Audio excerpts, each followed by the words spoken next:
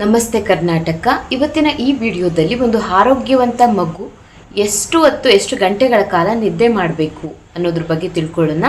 ಹಾಗೆ ಅದ್ರ ಜೊತೆಗೆ ಮಕ್ಕಳುಗಳಿಗೆ ನಿದ್ದೆ ಎಷ್ಟು ಇಂಪಾರ್ಟೆಂಟ್ ಇದೆ, ನಿದ್ದೆ ಅಷ್ಟು ಗಂಟೆಗಳು ಆಗಲಿಲ್ಲ ಅಂದರೆ ಯಾವ್ಯಾವ ಥರ ಸಮಸ್ಯೆಗಳು ಉಂಟಾಗುತ್ತೆ, ಎಷ್ಟು ಅವಶ್ಯಕತೆ ಇದೆ ಅಷ್ಟು ಗಂಟೆಗಳ ಕಾಲ ನಿದ್ದೆ ಮಾಡಬೇಕು ಅನ್ನೋದ್ರ ಬಗ್ಗೆ ಈ ವಿಡಿಯೋದಲ್ಲಿ ತಿಳ್ಕೊಳ್ಳೋಣ. ಈಗಿನ ಕಾಲದಲ್ಲಿ ಎಷ್ಟೊಂದು ಜನ ಅಮ್ಮಂದಿರು ದೊಡ್ಡ ಸಮಸ್ಯೆ ಅಂತಂದರೆ ಇದು, ನಮ್ಮ ಮಗು ಕರೆಕ್ಟಾಗಿ ನಿದ್ದೆ ಮಾಡೋದಿಲ್ಲ.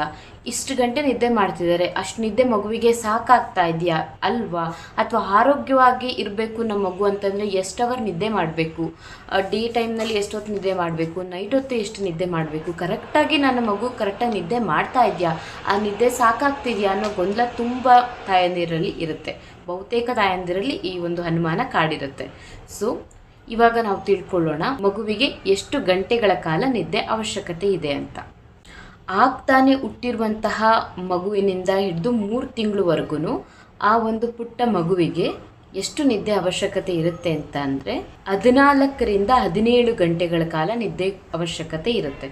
ಅಂದರೆ ಅದು ನೈಟ್ ಆಗಿರ್ಬೋದು ಅಥವಾ ಡೇ ಆಗಿರ್ಬೋದು. ಪುಟ್ಟ ಮಕ್ಕಳುಗಳು ಒಂದು ಮಗು ಆಗ್ತಾನೆ ಹುಟ್ಟಿರುತ್ತೆ, ಆ ಮಗುವಿಗೆ ನಾನು ಡೇ ಟೈಮ್ನಲ್ಲಿ ಎದ್ದಿರಬೇಕು, ಆಟ ಆಡಬೇಕು ಅಥವಾ ಸುಮ್ಮನೆ ಇರಬೇಕು, ನೈಟ್ ಟೈಮ್ ಮಾತ್ರ ನಾನು ಚೆನ್ನಾಗಿ ನಿದ್ದೆ ಮಾಡಬೇಕು ಅನ್ನೋದು ಗೊತ್ತಾಗೋದಿಲ್ಲ. ಸೊ ಕೆಲವೊಂದು ಮಕ್ಕಳುಗಳು ಡೇ ಟೈಮ್ನಲ್ಲಿ ತುಂಬ ಚೆನ್ನಾಗಿ ನಿದ್ದೆ ಮಾಡುತ್ತೆ, ನೈಟ್ ಟೈಮ್ ಎಲ್ಲ ಎದ್ದೇ ಇರ್ತಾರೆ. ಇನ್ನು ಕೆಲವೊಂದು ಮಕ್ಕಳುಗಳು ನೈಟ್ ಟೈಮು ಚೆನ್ನಾಗಿ ನಿದ್ದೆ ಮಾಡ್ತವೆ, ಡೇ ಟೈಮು ಚೆನ್ನಾಗಿ ಎದ್ದಿರ್ತವೆ. ಸೊ ಓವರಾಲ್ ಡೇ ಟೈಮ್ ಆಗಿರ್ಬೋದು ಅಥವಾ ನೈಟ್ ಟೈಮ್ ಆಗಿರ್ಬೋದು, ನಿಮ್ಮ ಮಗು ಹುಟ್ಟಿದಾಗಿಂದ 3 ತಿಂಗಳವರೆಗೂ ಇದೆ ಅಂತ ಅಂದಾಗ ಕರೆಕ್ಟಾಗಿ 14ರಿಂದ 17 ಗಂಟೆ ನಿದ್ದೆ ಅದಕ್ಕೆ ಬೇಕೇ ಬೇಕಾಗಿರುತ್ತೆ. ಇದನ್ನು ಕರೆಕ್ಟಾಗಿ ಚೆಕ್ ಮಾಡ್ಕೊಳ್ಳಿ. ಒಂದಿನ ನೋಡಿ ಅದನ್ನು ಒಂದು ವಾರ ನೋಡಬೇಕು ನೀವು. ಒಂದಿನಕ್ಕೆ ಕರೆಕ್ಟಾಗಿ ಗೊತ್ತಾಗೋದಿಲ್ಲ. ಒಂದು ವಾರ ಕರೆಕ್ಟಾಗಿ ನಿದ್ದೆ ಮಾಡ್ತಾ ಇದ್ದಾರೆ, ಡೇ ಟೈಮ್ನಲ್ಲಿ ಅವ್ರು ಎಷ್ಟೊತ್ತಿಗೆ ಮಲಗ್ತಾ ಇದ್ದಾರೆ, ಎಷ್ಟೊತ್ತಿಗೆ ಹೇಳ್ತಾ ಇದ್ದಾರೆ, ಹಾಗೆ ನೈಟ್ ಟೈಮ್ನಲ್ಲಿ ಎಷ್ಟೊತ್ತವರೆಗೂ ಮಲಗ್ತಾರೆ, ಎಷ್ಟೊತ್ತವರೆಗೂ ಎದ್ದೇಳ್ತಾರೆ, ಅವ್ರು ಕರೆಕ್ಟಾಗಿ 14ರಿಂದ 17 ಗಂಟೆವರೆಗೂ ಮಲಗ್ತಾ ಇದ್ದಾರೆ ಅನ್ನೋದನ್ನ ನೀವು ನೋಡ್ಕೋಬೇಕಾಗುತ್ತೆ. ಅದಾದಮೇಲೆ 4 ತಿಂಗಳಿಂದ 11 ತಿಂಗಳು, ಆ ಮಗುವಿಗೆ 11 ತಿಂಗಳು ತುಂಬೋವರೆಗೂ 12ರಿಂದ 15 ಗಂಟೆಗಳ ಕಾಲ ನಿದ್ದೆ ಆ ಮಗುವಿಗೆ ಅವಶ್ಯಕತೆ ಇರುತ್ತೆ. ಕರೆಕ್ಟಾಗಿ ಆ ಮಗು 12ರಿಂದ 15 ಅವರ್ ಮಲಗ್ತಾ ಇಲ್ಲ ಅಂತಂದರೆ ಆ ಮಗುವಿನ ಒಂದು ದೈಹಿಕ ಬೆಳವಣಿಗೆಗೆ ಹಾಗೆ ಒಂದು ಮಾನಸಿಕ ಬೆಳವಣಿಗೆಗೆ ತುಂಬಾ ಅದು ಅಡ್ಡಿ ಆಗ್ತಿರುತ್ತೆ. ಅಷ್ಟೇ ಅಲ್ಲ, ಮಗುವಿನ ಒಂದು ಬ್ರೈನ್ ಡೆವಲಪ್ಮೆಂಟಿಗೆ ಆಗಿರ್ಬೋದು, ಹಾಗೆ ಮಗು ಏನೇ ಮಾಡಿದ್ರು, ಏನೇ ಫುಡ್ ಕೊಟ್ಟರು ಕೂಡ ವೆಯ್ಟ್ ಗೇನ್ ಆಗ್ತಾ ಇಲ್ಲ, ಈ ಥರ ಸಮಸ್ಯೆಗಳೆಲ್ಲ ಸ್ಟಾರ್ಟ್ ಆಗುತ್ತೆ ಅಲ್ವಾ? ಸೊ ಇಂಥ ಯಾವುದೇ ಸಮಸ್ಯೆಗಳಾಗಬಾರ್ದಂತ ಅಂದರೆ ಮಗು ಚೆನ್ನಾಗಿ ನಿದ್ದೆ ಮಾಡಬೇಕು. ಅಂದರೆ 4 ತಿಂಗಳಿನ 11 ತಿಂಗಳವರೆಗೂ ಮಕ್ಕಳುಗಳು 12ರಿಂದ 15 ಗಂಟೆವರೆಗೂ ಕಡ್ಡಾಯವಾಗಿ ನಿದ್ದೆ ಮಾಡಬೇಕು. ಆವಾಗಷ್ಟೇ ಮಕ್ಕಳುಗಳು ಆರೋಗ್ಯವಾಗಿದ್ದಾರೆ ಅಂತ ನಾವು ಕನ್ಸಿಡರ್ ಮಾಡೋಕ್ಕಾಗೋದು. ಅದಾದಮೇಲೆ 1ರಿಂದ 2 ವರ್ಷದವರೆಗಿನ ಮಕ್ಕಳುಗಳು ಎಷ್ಟೊತ್ತವರೆಗೂ ನಿದ್ದೆ ಮಾಡಬೇಕಂತ ಅಂದರೆ 12ರಿಂದ 13 ಅವರ್, ಕಡ್ಡಾಯವಾಗಿ 12, ಮಿನಿಮಮ್ 12, ಮ್ಯಾಕ್ಸಿಮಮ್ 13. ಅಂದರೆ ಅದಕ್ಕಿಂತ ಸ್ವಲ್ಪ ಜಾಸ್ತಿ ಆಸ್ಪಾಸ್ನಲ್ಲಿ ನನ್ನ ಮಗು 14 ಅವರ್ ನಿದ್ದೆ ಮಾಡ್ತಿದ್ದಾರೆ ಅಂತಂದರೆ ಏನು ತೊಂದರೆ ಇಲ್ಲ. 1 or 2 ಅವರ್ಸ್ ಜಾಸ್ತಿ ಆದರೂ ಅಥವಾ ಕಡಿಮೆ ಆದರೂ ತೊಂದರೆ ಇಲ್ಲ. ಬಟ್ ಇದು ಬಂದುಬಿಟ್ಟು ಕರೆಕ್ಟಾಗಿ ಇಷ್ಟು ನಿದ್ದೆ ಮಾಡಲೇಬೇಕಾಗಿರುತ್ತೆ. ಮಕ್ಕಳುಗಳು ಆರೋಗ್ಯವಾಗಿ ಇರಬೇಕಂತ ಅಂದರೆ 1 ಇಯರಿಂದ 2 ಇಯರ್ಸ್ವರೆಗೂ 12ರಿಂದ 13 ಗಂಟೆ.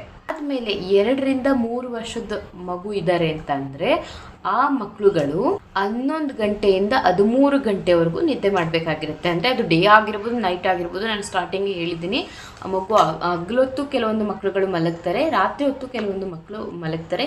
ಇದು ಓವರಾಲ್ 24 ಗಂಟೆನಲ್ಲಿ ಮಗು ಎಷ್ಟೊತ್ತು ಮಲಗಬೇಕು ಅನ್ನೋದನ್ನ ನಾನು ನಿಮಗೆ ಇಲ್ಲಿವರೆಗೂ ಹೇಳ್ತಾ ಇರೋದು. ಸೊ ಆ 24 ಗಂಟೆಗಳಲ್ಲಿ ಈ ಒಂದು 2ರಿಂದ 3 ವರ್ಷದ ಮಗು ಬಂದುಬಿಟ್ಟು 11ರಿಂದ 13 ಗಂಟೆ ಮಲಗಬೇಕಾಗತ್ತೆ.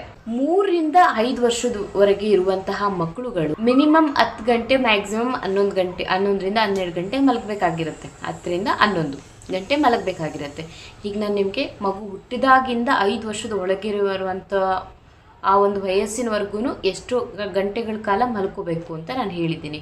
ಇದು ಓವರಾಲ್ 24 ಗಂಟೆ ಅಂತ ನಾವು ತಗೊಂಡಾಗ 24 ಗಂಟೆಗಳಲ್ಲಿ ನಾನು ಎಷ್ಟು ಹೇಳಿದ್ದೀನಲ್ಲ ಇಷ್ಟು ಅವರ್ಗಳು ಮಗು ನಿದ್ದೆ ಮಾಡಬೇಕಾಗಿರುತ್ತೆ. ಇಷ್ಟು ನಿದ್ದೆ ಮಾಡಲಿಲ್ಲ ಅಂತ ಅಂದಾಗ ಏನೇನು ಸಮಸ್ಯೆಗಳಾಗುತ್ತೆ, ಏನೇನೋ ಮಗುವಿಗೆ ಒಂದು ಅಡ್ಡ ಪರಿಣಾಮಗಳನ್ನ ಬೀರುತ್ತೆ ಅಂತಂದರೆ ನಿದ್ದೆ ಅನ್ನೋದು ಮಕ್ಕಳುಗಳ ಒಂದು ಓವರಾಲ್ ಡೆವಲಪ್ಮೆಂಟಿಗೆ ತುಂಬಾ ಇಂಪಾರ್ಟೆಂಟ್ ಆಗಿರುತ್ತೆ. ಅದು ದೈಹಿಕ ಬೆಳವಣಿಗೆ ಆಗಿರ್ಬೋದು ಅಥವಾ ಮಾನಸಿಕ ಬೆಳವಣಿಗೆ ಆಗಿರ್ಬೋದು, ಎಲ್ಲದಕ್ಕೂ ನಿದ್ದೆ ಅನ್ನೋದು ತುಂಬಾ ಇಂಪಾರ್ಟೆಂಟು. ನಿದ್ದೆ ಕರೆಕ್ಟಾಗಿ ಆಗಲಿಲ್ಲ ಅಥವಾ ಸರಿಯಾಗಿ ಇಷ್ಟು ಅವರ್ ನಿದ್ದೆ ಮಾಡ್ತಿಲ್ಲ ಅಂತ ಅಂದಾಗ ಮಗು ಒಂದು ಆ್ಯಕ್ಟಿವ್ ಆಗಿರೋಕ್ಕೆ ಸಾಧ್ಯನೇ ಆಗೋದಿಲ್ಲ. ಅವರು ತುಂಬಾ ಕಿರಿಕಿರಿ ಮಾಡ್ತಿರ್ತಾರೆ ಮತ್ತು ಓವರಾಲ್ ಅವರ ಗ್ರೋತ್ ಸರಿಯಾಗೋದಿಲ್ಲ. ಹಾಗೆ ಮಗುವಿನ ತೂಕ ಕೂಡ ಇಂಪಾರ್ಟೆಂಟ್ ಆಗಿರುತ್ತೆ. ಮಗುವಿನ ತೂಕ ಒಂದು ಸ್ವಲ್ಪ ಹೆಚ್ಚು ಕಡಿಮೆ ಇದೆ ಅಂತ ಅಂದರೆ ಡಾಕ್ಟರ್ ಹಾಸ್ಪಿಟಲ್ನಲ್ಲಿ ವ್ಯಾಕ್ಸಿನೇಷನ್ನೇ ಹಾಕೋದಿಲ್ಲ. ಆ ಮಗುವಿನ ತೂಕ ಅಷ್ಟೊಂದು ಇಂಪಾರ್ಟೆಂಟ್ ಇದ್ದೇ ಇರುತ್ತೆ. ಕೆಲವೊಂದು ವ್ಯಾಕ್ಸಿನ್ ಹಾಕ್ಬೇಕಂತಂದರೆ ಇಷ್ಟು ಮಿನಿಮಮ್ ವೆಯ್ಟ್ ಇರಲೇಬೇಕು. ಸೊ ಮಗುವಿನ ವೆಯ್ಟ್ ಕೂಡ ಗೇನ್ ಆಗೋದಿಲ್ಲ. ಕರೆಕ್ಟಾಗಿ ಇಷ್ಟು ಅವರ್ ನಿದ್ದೆ ಮಾಡ್ತಿಲ್ಲ ಮಗು ಅಂತ ಅಂದಾಗ ಆ ಮಗುವಿನ ವೆಯ್ಟ್ ಕೂಡ ಚೆನ್ನಾಗಿ ಗೇನ್ ಆಗೋದಿಲ್ಲ. ಮತ್ತು ಮಗುವಿನ ಬ್ರೈನ್ ಡೆವಲಪ್ಮೆಂಟ್, ಆ ಬ್ರೈನ್ ಡೆವಲಪ್ಮೆಂಟಿಗೆ ಬೇರೆ ಬೇರೆ ಆ್ಯಕ್ಟಿವಿಟೀಸ್ಗಳು ಎಷ್ಟು ಇಂಪಾರ್ಟೆಂಟು ಅದೆಲ್ಲದಕ್ಕಿಂತಲೂ ನಿದ್ದೆ ಇಂಪಾರ್ಟೆಂಟ್ ಆಗಿರುತ್ತೆ. ನಾನು ಪ್ರತಿಯೊಂದು ವಿಡಿಯೋದಲ್ಲೂ ಹೇಳ್ತಾನೆ ಇರ್ತೀನಿ, ಒಂದು ಮಗು ಹುಟ್ಟಿದೆ ಅಂತಂದರೆ ಆ ಮಗು ಹುಟ್ಟಿದಾಗಿಂದ 3 ವರ್ಷದವರೆಗೂ ಕೂಡ ಅದನ್ನು ಒಂದು ಗೋಲ್ಡನ್ ಪೀರಿಯಡ್ ಅಂತ ಕರೀತಾರೆ. ಬ್ರೈನ್ ಡೆವಲಪ್ಮೆಂಟ್ ಯಾವ ರೇಂಜಲ್ಲಿ ಆಗ್ತಿರುತ್ತೆ ಅಂದರೆ ತುಂಬಾ ಫಾಸ್ಟಾಗಿ ಆಗ್ತಿರುತ್ತೆ. ಆ ಏಜು ತುಂಬ ರ್ಯಾಪಿಡಾಗಿ ಬ್ರೈನ್ ಡೆವಲಪ್ಮೆಂಟ್ ಆಗ್ತಾ ಇರುತ್ತೆ. ಅದೇ ಒಂದು ಬೆಸ್ಟ್ ಏಜ್. ಮಗುವಿನ ಹುಟ್ಟಿದಾಗಿಂದ 5 ವರ್ಷದ ಒಳಗಡೆ ತುಂಬ ಚೆನ್ನಾಗಿ ಬ್ರೈನ್ ಡೆವಲಪ್ಮೆಂಟ್ ಆಗುತ್ತೆ. ಅದರಲ್ಲೂ ಎಕ್ಸ್ಪೆಷಲಿ ಹುಟ್ಟಿದ ಮಗುವಿಂದ 3 ವರ್ಷದವರೆಗೂ ತುಂಬಾ ರ್ಯಾಪಿಡಲ್ಲಿರುತ್ತೆ. ನಾವು ಏನು ಬೇಕಾದರೂ ಕಲಿಸ್ಬೋದು ಮಕ್ಳುಗಳಿಗೆ. ನಾವು ಅಂದ್ಕೋತೀವಿ ಅಷ್ಟೇ, ಮಕ್ಳುಗಳು ಏನು ಅರ್ಥ ಆಗುತ್ತೆ, ಕಲಿಯೋದಿಲ್ಲ ಮಕ್ಳುಗಳಿಗೆ, ನಾವು ಏನೇ ಹೇಳ್ಕೊಟ್ರು ಅದಕ್ಕೆ ಅರ್ಥ ಆಗೋದಿಲ್ಲ ಅಂತ ನಾವು ಅಂದ್ಕೋತೀವಿ ಅಷ್ಟೇ. ಬಟ್ ಅದು ಆ್ಯಕ್ಚುಲಿ ಆ ಥರ ಅಲ್ಲ. 3 ವರ್ಷದವರೆಗೂ ನಾವು ಏನು ಬೇಕಾದರೂ ಕಲಿಸ್ಬೋದು. ಅಷ್ಟು ಬ್ರೈನು ಅಷ್ಟು ಆ್ಯಕ್ಟಿವ್ ಆಗಿರುತ್ತೆ. ನಾವು ಏನು ಹೇಳಿದ್ರು ಅಷ್ಟು ಕ್ಯಾಚ್ ಮಾಡುತ್ತೆ. ಇಂಥ ಬ್ರೈನ್ ಡೆವಲಪ್ಮೆಂಟ್ ಆಗುವಂಥ ಪೀರಿಯಡ್ ಅಂತ ಅಂದ್ರೇ ಇದು 1 ರಿಂದ 5 ವರ್ಷ, ಅದರಲ್ಲೂ ಮುಖ್ಯವಾಗಿ 1 ರಿಂದ 3 ವರ್ಷ. ಆ ಬ್ರೈನ್ ಡೆವಲಪ್ಮೆಂಟ್ ಚೆನ್ನಾಗಿ ಆಗಬೇಕಂದ್ರೆ ಇಷ್ಟು ಗಂಟೆಗಳು ಏನು ನಾನು ಹೇಳಿದ್ನಲ್ಲ, ಹುಟ್ಟಿದ ಮಗುವಿನಿಂದ ಹಿಡಿದು 5 ವರ್ಷದವರೆಗೂ ನಾನು ಇಲ್ಲಿವರೆಗೂ ಹೇಳಿದಷ್ಟು ಗಂಟೆಗಳ ಕಾಲ ನಿದ್ದೆ ಮಾಡಲೇಬೇಕು ಮಕ್ಕಳು. ಇಲ್ಲ ಇಷ್ಟು ನಿದ್ದೆ ಮಾಡ್ತಾನೆ ಇಲ್ಲ, ನಾನು ಮಿನಿಮಮ್ಮು ಮತ್ತು ಮ್ಯಾಕ್ಸಿಮಮ್ ಎರಡೂ ಹೇಳಿದ್ದೀನಿ. ನಾನು ಅಷ್ಟು ಮಿನಿಮಮ್ ಕೂಡ ಅಷ್ಟು ನಿದ್ದೆ ಮಾಡ್ತಿಲ್ಲ ಅಂತ ಅಂದಾಗ ನೀವು ಡಾಕ್ಟರ್ನ ಕನ್ಸಲ್ಟ್ ಮಾಡಲೇಬೇಕಾಗತ್ತೆ. ಅದು ಡೇಟ್. ಮತ್ತು ಇನ್ನು ಕೆಲವು ತಾಯಂದಿರು ಕನ್ಫ್ಯೂಸ್ ಆಗಬೇಡಿ. ಆಮೇಲೆ ನೈಟ್ ಚೆನ್ನಾಗಿ ನಿದ್ದೆ ಮಾಡ್ತಿಲ್ಲ, ಹಗಲು ಚೆನ್ನಾಗಿ ನಿದ್ದೆ ಮಾಡ್ತಿದೆ ಅಂತ ಅಂದರೆ ಇಟ್ಸ್ ಓಕೆ. ಅದು 24 ಅವರ್ಸಲ್ಲಿ ಇಷ್ಟು ನಿದ್ದೆ ಮಾಡಬೇಕು. ಅದು ಡೇ ಟೈಮ್ನಲ್ಲಾದ್ರೂ ಮಾಡ್ಬೋದು, ನೈಟ್ ಟೈಮಲ್ಲಾದರೂ ಮಾಡ್ಬೋದು. ಮಗುವಿಗೆ ಅದು ಹ್ಯಾಬಿಟ್ ಆಗಿರೋದಿಲ್ಲ. ಅದನ್ನ ನಾವು ಅದನ್ನ ಹ್ಯಾಬಿಟ್ ಮಾಡಿಸ್ಬೇಕು. ಪ್ರತಿದಿನ ಅದನ್ನು ಒಂದು ಪ್ರಾಕ್ಟೀಸ್ ಮಾಡಿ ಒಂದು ಟೈಮ್ನ ಫಿಕ್ಸ್ ಮಾಡಬೇಕು. ಈ ಟೈಮ್ನಲ್ಲೇ ಮಲಗಬೇಕು, ಈ ಟೈಮ್ನಲ್ಲೇ ಊಟ ಮಾಡಬೇಕು ಅನ್ನೋದು ಮಗುಗೆ ಅರ್ಥ ಮಾಡಿಸ್ಕೊಡೋದು ತುಂಬ ಟೈಮ್ ಹಿಡಿಯುತ್ತೆ. ಸೊ ಅದು ಡೇ ಆಗಿರ್ಬೋದು, ನೈಟ್ ಆಗಿರ್ಬೋದು, ಇಷ್ಟು ಕರೆಕ್ಟಾಗಿ ನಾನು ಹೇಳಿದಂತಹ ಇಷ್ಟು ಗಂಟೆ ನಿಮ್ಮ ಮಗು ಮಲಗ್ತಾ ಇದ್ದಾರೆ ಇಲ್ವಾ ಚೆಕ್ ಮಾಡ್ಕೊಳ್ಳಿ. ಒಂದು ವೇಳೆ ಅಷ್ಟು ಮಿನಿಮಮ್ ಅಷ್ಟು ನಿದ್ದೆ ಮಾಡ್ತಾ ಇಲ್ಲ ಅಂತ ಅಂದರೆ ಡಾಕ್ಟ್ರನ್ನ ಕನ್ಸಲ್ಟ್ ಮಾಡಬೇಕಾಗುತ್ತೆ ನೀವು. ಸೊ ಒಂದಿನಕ್ಕೆ ಡಿಸೈಡ್ ಆಗಬೇಡಿ. ಯಾವತ್ತೋ ಒಂದಿನ ಮಗುಗಿಲ್ಲ ಹೆಲ್ತ್ ಅಪ್ಸೆಟ್ ಆಗಿರುತ್ತೆ ಅಥವಾ ಬೇರೆ ಏನಾದರೂ ಒಂದು ಸಮಸ್ಯೆ ಆಗಿರುತ್ತೆ. ಒಂದಿನ ಮಗು ನಿದ್ದೆ ಮಾಡಿಲ್ಲ ಅಂತಂದ ತಕ್ಷಣವೇ ಅದು ಪ್ರಾಬ್ಲಮ್, ಮಗು ಆರೋಗ್ಯವಾಗಿಲ್ಲ ಅಥವಾ ಏನೋ ಪ್ರಾಬ್ಲಮ್ ಆಗಿದೆ ಅಂತ ಅಲ್ಲ. ನೀವು ನೋಡಿ, ಒಂದು ವಾರ ನೋಡಿ, ಒಂದು 10 ಡೇಸ್ ನೋಡಿ. ಒಂದು 10 ಡೇಸಿಂದನೂ ನೀವು ಡೈಲಿ ನೋಟ್ ಮಾಡಿ ಇಟ್ಕೊಳ್ಳಿ ಇಷ್ಟು ನಿದ್ದೆ ಮಾಡ್ತಿದ್ಯಾ ಇಲ್ವಾ ಅಂತ. 10 ಡೇಸಿಂದನೂ ಮೋರ್ ದ್ಯಾನ್ 10 ಡೇಸ್ ಆ ಪ್ರಾಬ್ಲಮ್ ಕಂಟಿನ್ಯೂ ಆಗ್ತಾ ಇದೆ, ಇಷ್ಟು ಅವರ್ ಮಗುವಿನ ಒಂದು ಗ್ರೋತ್ಗೆ ಬೇಕಾಗಿರುವಂಥ ಇಷ್ಟು ಗಂಟೆಗಳ ಕಾಲ ನಿದ್ದೆ ಮಾಡ್ತಾ ಇಲ್ಲ ಅಂತಂದಾಗ ನೀವು ಡಾಕ್ಟರ್ನ ಕನ್ಸಲ್ಟ್ ಮಾಡಬೇಕಾಗತ್ತೆ. ಸೊ ನಿದ್ದೆ ತುಂಬಾ ಇಂಪಾರ್ಟೆಂಟ್ ಮಕ್ಕಳುಗಳ ಬ್ರೈನ್ ಡೆವಲಪ್ಮೆಂಟಿಗೆ, ಅವರ ಓವರಾಲ್ ಡೆವಲಪ್ಮೆಂಟಿಗೆ, ವೆಯ್ಟ್ ಮ್ಯಾನೇಜ್ಮೆಂಟಿಗೆ ಮತ್ತು ಮಕ್ಕಳುಗಳು ಒಂದು ಆ್ಯಕ್ಟಿವ್ ಆಗಿರಲಿಕ್ಕೆ ಪ್ರತಿಯೊಂದಕ್ಕೂ ನಿದ್ದೆ ಇಂಪಾರ್ಟೆಂಟ್ ಆಗಿರುತ್ತೆ. ಸೊ ಇವತ್ತಿನ ಈ ವಿಡಿಯೋದಲ್ಲಿ ನಿದ್ದೆ ಎಷ್ಟು ಗಂಟೆಗಳ ಕಾಲ ಮಾಡಬೇಕು ಮತ್ತು ಆ ನಿದ್ದೆ ಎಷ್ಟು ಇಂಪಾರ್ಟೆಂಟು ಅನ್ನೋದನ್ನು ಇವತ್ತಿನ ತಿಳ್ಕೊಂಡ್ರಿ. ಇನ್ನು ನೆಕ್ಸ್ಟು ನಾನು ಇದರ ರಿಲೇಟೆಡ್ ಇನ್ನೊಂದು ವಿಡಿಯೋ ಮಾಡ್ತಾಯಿದ್ದೀನಿ. ಮಕ್ಕಳು ಇವಾಗ ರಾತ್ರಿ ಎಲ್ಲ ಮಕ್ಕಳುಗಳು ತುಂಬಾ ಕಿರಿಕಿರಿ ಮಾಡ್ತಿರ್ತಾರೆ, ಕರೆಕ್ಟಾಗಿ ಮಲಗೋದೇ ಇಲ್ಲ. ಸೊ ಕೆಲವೊಂದು ಟಿಪ್ಸ್ಗಳನ್ನ ನಾನು ಹೇಳ್ತೀನಿ. ಆ ಥರ ನೀವು ಆ ಟಿಪ್ಸ್ಗಳನ್ನ ಫಾಲೋ ಮಾಡೋದ್ರಿಂದ 100% ನಿಮ್ಮ ಮಕ್ಕಳುಗಳು ಚೆನ್ನಾಗಿ ನಿದ್ದೆ ಮಾಡ್ತಾರೆ. ಆ ವಿಡಿಯೋ ಲಿಂಕ್ನ ಕೂಡ ನಾನು ಡಿಸ್ಕ್ರಿಪ್ಷನ್ನಲ್ಲಿ ಹಾಕ್ತೀನಿ ನೆಕ್ಸ್ಟು. ಸೊ ಈ ವಿಡಿಯೋನ ನೀವು ನೋಡ್ತಾ ಇರೋರಿಗೆ ಏನಾದರೂ ನಿಮ್ಮ ಮಕ್ಕಳು ನಿದ್ದೆ ಮಾಡ್ತಾ ಇಲ್ಲ, ರಾತ್ರಿ ಟೈಮ್ ತುಂಬ ಕಿರಿಕಿರಿ ಮಾಡ್ತಿದ್ದಾರೆ ಅಂತ ಅಂದಾಗ ಆ ಟಿಪ್ಸ್ಗಳು ಹೆಲ್ಪ್ ಆಗಬಹುದು.